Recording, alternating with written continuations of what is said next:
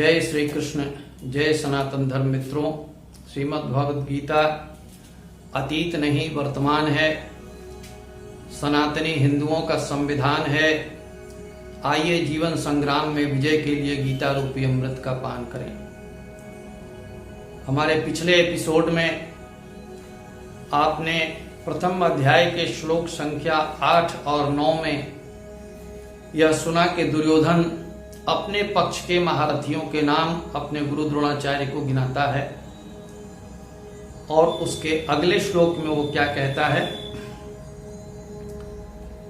अपर्याप्तम तदस्माकं बलम भीष्माभिरक्षितम पर्याप्तम त्विदमेतेषां बलम भीमाभिरक्षितम।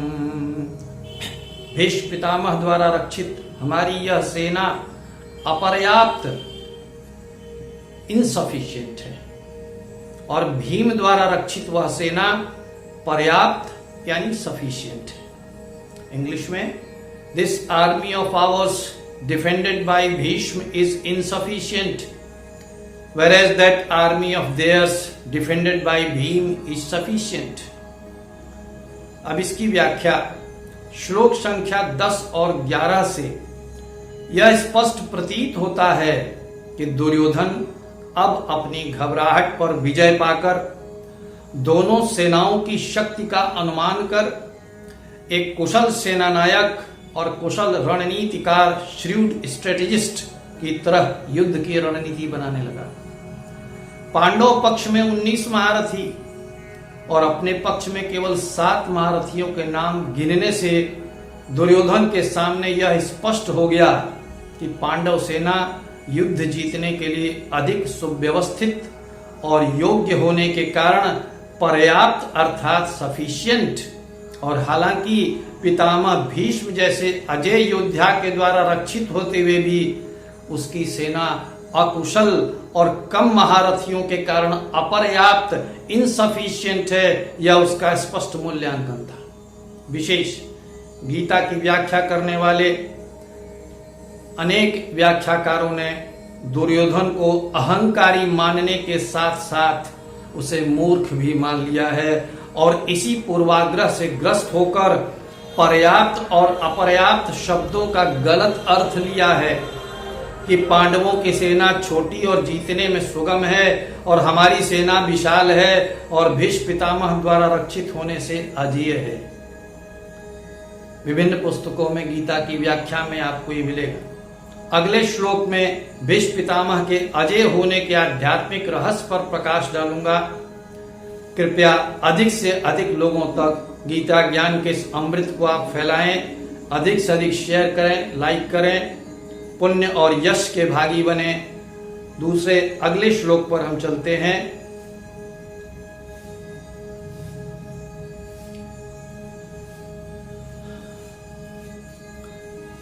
11वां श्लोक, अयनेषु च सर्वेषु यथा भागम अवस्थिता भीष्ममेवाभिरक्षन्तु भवन्तः सर्व एव हि।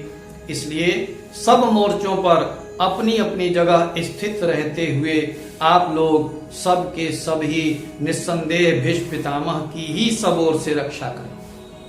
Therefore, do you all station in your respective positions in the several divisions of the army, protect Bhishma alone। व्याख्या, दुर्योधन अपनी घबराहट से उबर गया है। दोनों सेनाओं की तुलनात्मक शक्ति का मूल्यांकन कर अपनी सेना की कमजोरी को समझ चुका है कि इसमें युद्ध में विजय दिलाने वाले योग्य महारथियों का अभाव है। उसकी एकमात्र आशा की किरण अजय योद्धा भीष्म पितामह ही हैं। अतः एक कुशल योद्धा, सेनानायक और रणनीतिकार होने के नाते एक क्षण में आक्रामक युद्ध ऑफेंसिव की जगह रक्षात्मक युद्ध डिफेंसिव का निर्णय लेकर तुरंत आदेश देता है कि आप सभी अपने अपने मोर्चों पर डटे रहकर भीष्म पितामह की ही रक्षा में सजग रहें।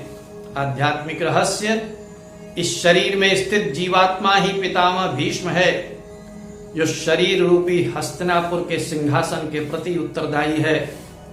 इस सिंहासन पर चाहे जो बैठे, जीवात्मा रूपी भीष्म उसकी रक्षा के लिए प्रतिज्ञाबद्ध है।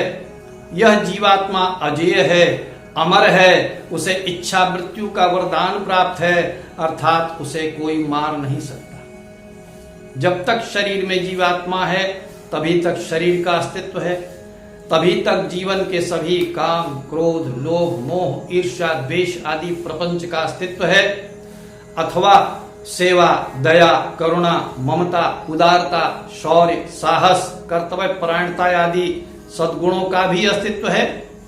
शरीर माध्यम खलु धर्म साधनम।